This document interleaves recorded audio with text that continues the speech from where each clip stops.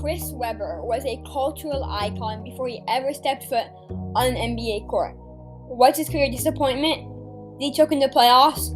When you add it all up, was he one of the most valuable players of the early 2000s?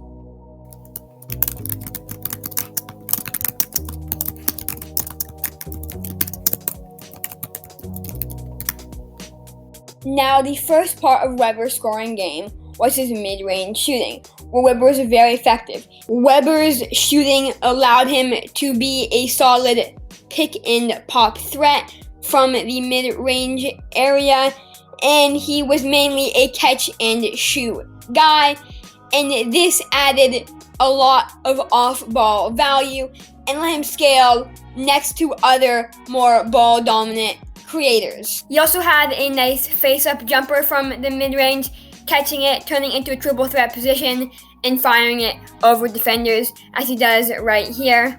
He could make shots off the dribble, but he wasn't nearly as effective in these spots.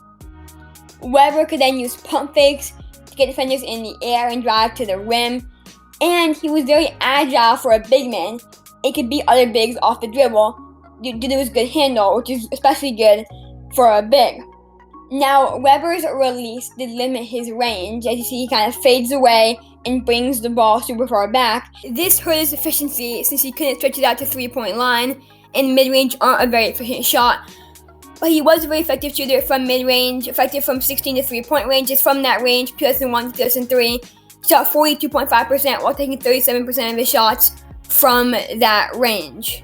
From 2000 to 2003, Webber ranked in the 80th percentile of all qualified players from said range, besides one down year in 2001, where he only ranked in the 67th percentile, but still above league average. And Webber's enormous hands allow him to evade the ball from shot blockers, you see he does right here, to finish inside, but his lack of a left hand limited his finishing ability, as many times he would go for an awkward right-hand finish instead of an easier left-hand finish. And Webber could also use his size and agility to run the court well. Chris could also handle the ball in transition, showing his best Magic Johnson impersonation, dropping dimes to teammates.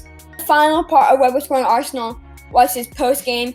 He had a good post hook, and he would jump high when doing it, the post hook, to get it off cleanly. It's a solid post spin. This is deliberate and not super effective. Webber was a good player from the post, but he wasn't elite since he lacked a go-to move, as he did miss his fair share of hook shots. And he could seal off defenders inside like he does right here, then catch the ball with one hand, spin, and score. Webber's biggest strength, though, may have been as a passer. First off, he was amazing at finding cutters inside. He could drop it off with perfect touch. This right here is my favorite Chris Webber pass. See that Shaq is kind of making it just a normal pass to a cutter to a shooter. It will be hard. So Webber is forced to do an awkward release, but instead he drops a beautiful behind the back pass to a cutter with perfect touch. That is just so silky smooth. This right here is another great pass from Webber. He recognizes that two people go with the cutter. He makes a simple pass by throwing it to the open mid-range shooter for an easy 2 points. Also, look at the perfect touch in which he throws this pass to the cutter right on the money, and the other team is forced to goaltend. There are two sides of the ball, though. And first off, Webber wasn't a good shot blocker. Numbers do look solid in terms of blocks.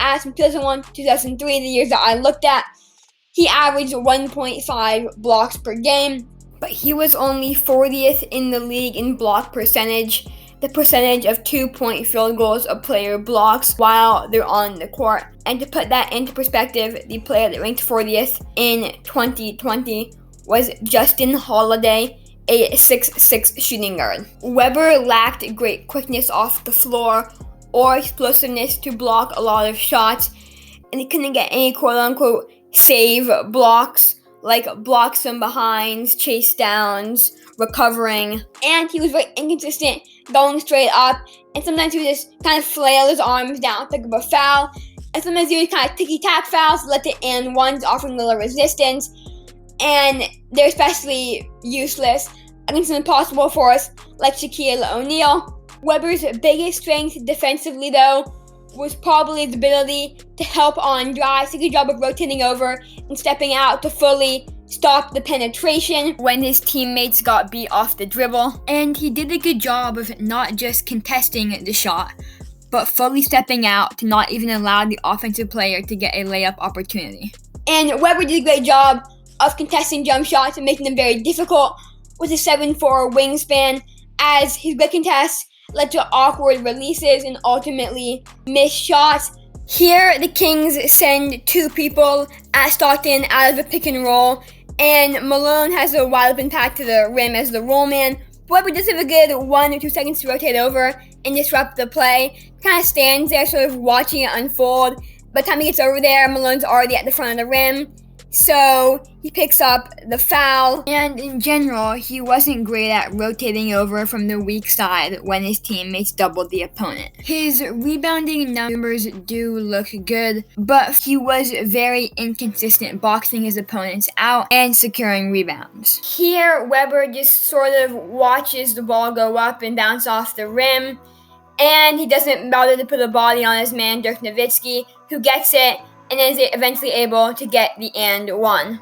And the final weakness in Weber's off-ball defense were his bad closeouts, and he lacked discipline biting for pump fakes. His perimeter defense was also a question mark. He wasn't great moving laterally, and he would also reach in instead of staying disciplined and moving his feet. He did have some solid possessions moving his feet, but there definitely was more bad than good when it came to his perimeter defense. I believe that Weber's defense is a slight negative, but not too damning. Chris could also use his handle to get to the rim and drop off nice laydown passes to the other Kings big men, as he usually played power forward in those lineups. One weakness I did have, sometimes he would drive out of control and force up a shot or get a charge call on him instead of passing it to an open shooter. Here he misses a wide open Peja Stojakovic off the drive, forcing up the shot. And Stojakovic is one of the best three-point shooters in the league, as up to that point in the season, he had made 42.5% of his shots on a crazy amount, taking 5.1 triples per game. But other than that, he was a great passer for a big man, one of the best passing big men of all time. And we can see Weber's offense versus defense impact in his on-off numbers, specifically in the 2002 season, the year Sacramento won 61 games. As in the minutes Weber did play, the Kings had a net rating of plus 9.8, roughly a 64 win pace. But when he was off the court, they had a plus 6 net rating, or roughly a 57 win pace. So they still were a really good team, even without Weber on the court, showing their balance. In 2002, the Kings' offensive rating was around 7 points better than league average when Weber was on the court. But when he was off the court, the Kings' offense was about 1 point better than the league average. The opposite is true for his defense, as in that 2002 season, when he was on the court, the Kings' defense was around 2 points better than league average, but when he was off the court, they were about 5 points better than league average, reinforcing my belief that he was a slight negative on defense. And what's all said and done, Chris Webber was one of the best players of the 2000s.